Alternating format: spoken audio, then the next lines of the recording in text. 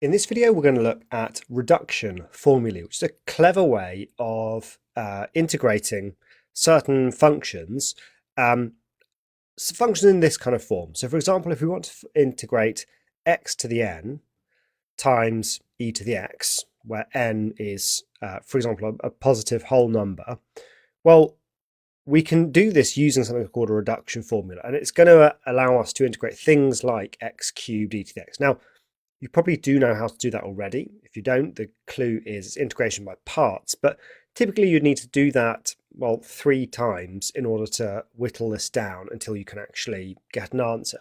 So reduction formula gives us a neat way of doing this. So we approach this like an integration by parts problem. So how do we do that? Well, being really explicit, what we've got is a u and a v dash, and as always, if it's integration by parts, we would want our x parts to be our u and our v dash to be the exponential. So that gives us v equals e to the x and u dash equals n x to the n minus 1. So where does this take us? Well, I'll show you why I'm doing this in a minute, but if I call this in, like the nth integral, what we get is in is equal to, well, it's uv, so x to the n e to the x, minus the integral of v u dash, which is going to be n x to the n minus 1 e to the x. And here's the little insight. This here is exactly the same integral as the one above, except with n minus 1 instead of n. So if we called this in, well, the integral over here is just in minus 1. So we get x to the n e to the x minus n minus 1. That was an n there. And this here is a reduction formula. It's a reduction because you've taken an integral and you've expressed it in terms of a reduced integral, hopefully an easier integral.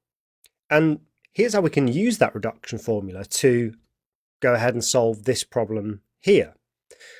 This is I3. So let's find I3 using our reduction formula. I3 is, well, n is 3 in this case, so that is x cubed e to the x minus 3i2. Okay, but what's I2? Well, we keep going. X cubed e to the x minus 3, and here comes I2. So we're going to use this reduction formula where n equals 2, and it's x to the power of 2 e to the x minus 2 2 minus 1 is 1. Expand, x cubed e to the x minus 3x squared e to the x minus minus, so plus 6i1. What is I1? We'll use our reduction formula. So that's x to the 1 e to the x minus 1 I0. And I0 is one that we can just work out, because what is I0? I0 is the integral of x to the 0, which is just 1 e to the x. And that's just trivial, that's just e to the x. So we're basically there because it's x cubed e to the x minus 3x squared e to the x plus 6x e to the x minus 6 I0s, and that was just e to the x, and of course plus c. And so what would have taken quite a long time would have been multiple steps of integration by parts, didn't take too long. So that's the idea. You express your integral in terms of some number n, and you try to then whittle it down to express it in terms of in minus 1, or even sometimes in minus 2. Okay, let's have a go at this one. So this is a definite integral, and we're given that in is the definite integral of sine to the nx between 0 and pi over 2. So we're going to try to show that in can be expressed as this reduction, n minus 1 over n times I n minus 2. And then we're going to use that in the case where n equals 5.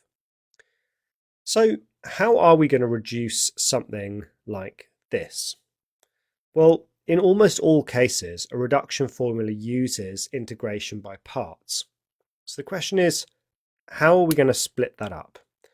We need to split it up into something that we're comfortable differentiating and something we're comfortable integrating.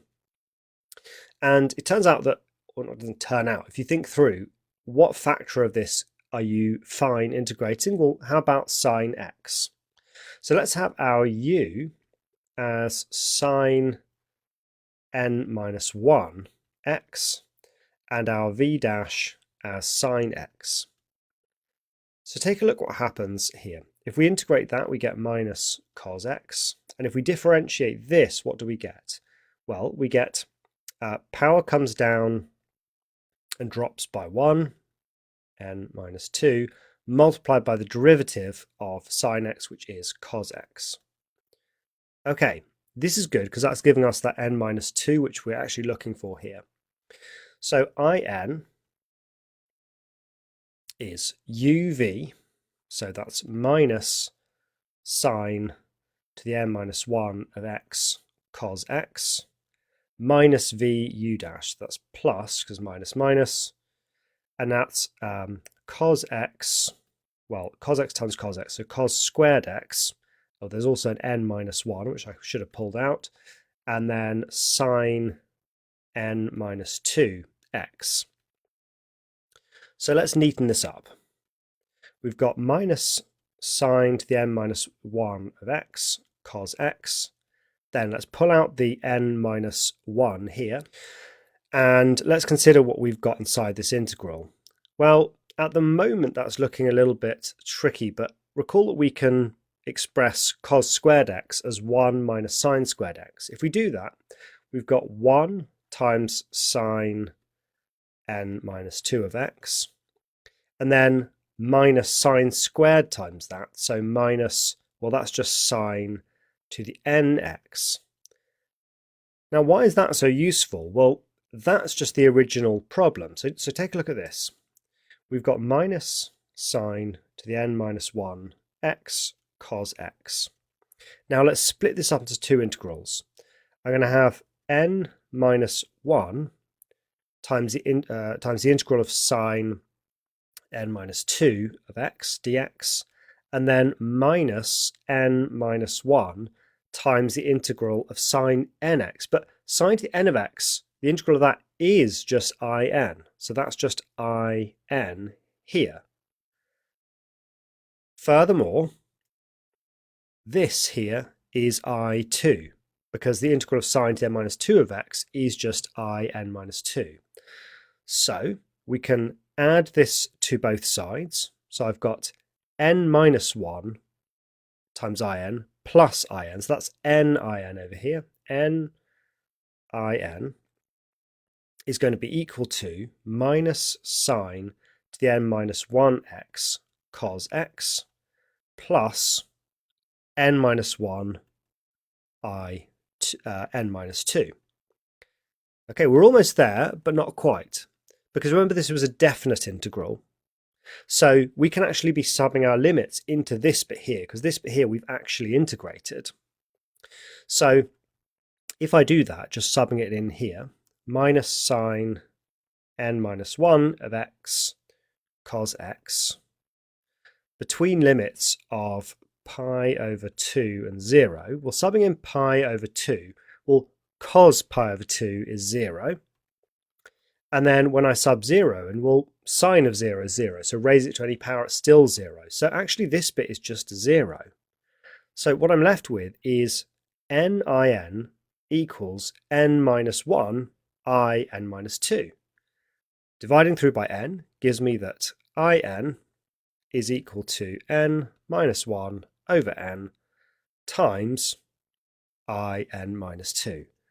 And there is the reduction formula that we needed to show, which is really clever because this could be really difficult to integrate, but we can actually very, very simply express it in terms of a simpler integral. So let's go ahead and now use that to evaluate the integral of sine to the 5x between 0 and pi over 2. So to do this here, all we need to say is, or recognise, is that this is I5. And look how easy this is. N is 5 currently, so it's 5 minus 1 over 5 times I3. Okay, what's I3? I3 is 3 minus 1, which is 2, over 3 times I1. We can't apply it again because we can't be going negative there, but what is I1? Well, I1 is the integral between 0 and pi over 2 of just sine to the 1x, or just sine x. So that's really easy because that's just minus cos x between 0 and pi over 2. Sub in pi over 2 and we get 0. Sub in 0 and we get minus 1. So the answer to that is 1. So what's our answer? Our answer is 8 over 15 times 1. And there's our answer. It's 8/15 and we are done. So great technique for turning a really difficult problem into a trivially easy one. Even if actually establishing the reduction formula, it's not always that easy. Let's look at one more. Okay, so let's have a go at this one here. In is the integral of tan to the n x dx. We want to show that in is 1 over n minus 1 tan to the n minus 1 x minus in minus 2. So there's a big clue here, which is ultimately we want to express it in terms of tan to the n minus 2x. So you want to be thinking, okay, I'm going to be chunking this up into, I guess, tan to the n minus 2x times tan squared x. Now, tan squared isn't so great, but remember that tan squared is the same as sec squared x minus 1. And sec squared x is the derivative of tan x, which means we've got an interesting opportunity for using a reverse chain rule. Let's have a look at how this plays out. We're actually not going to use integration by parts here. So the integral of tan to the nx is the same as the integral of tan to the n minus 2x multiplied by sec squared x minus 1. And if I split this up into two integrals, I can say that's the integral of tan to the n minus 2x sec squared x minus the integral of tan to the n minus 2x times 1. And this is actually good because this is one that I just can integrate, and this is in minus 2. So what is the integral of this? Well, just using reverse chain rule, I can see that we've got tan x to the power of n minus 2 and then the derivative of tan x. So all I need to do is raise the power of this up by 1, so make that tan to the n minus 1x and divide by that new power, i.e. 1 over n minus 1. And what is this? Well, that just is in minus 2. Okay, and we're done. All right, so that's reduction formulae, and I'll see you in the next video where we're going to explore a really beautiful result relating to this.